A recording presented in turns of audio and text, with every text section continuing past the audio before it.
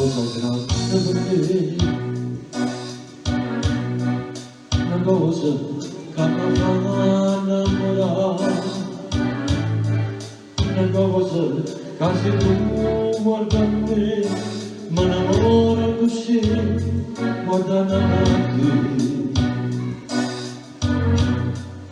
Voglio sapere una cosa da te, perché quando mi guarda così, se vuole tu desideri morire, non mi dici e non mi fai capire perché.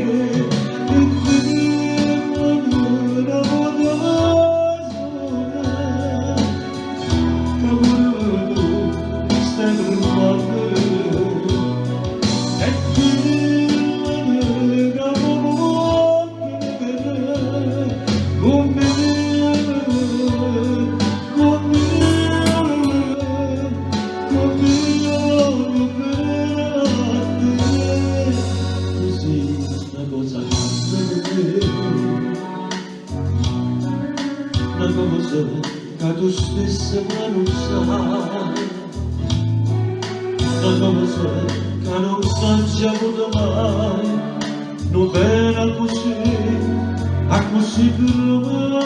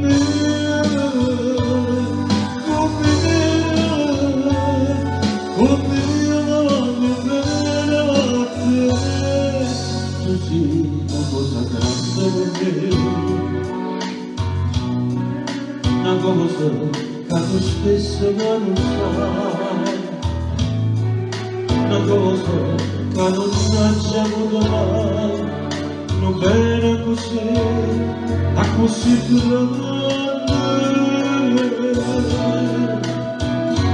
a così grande,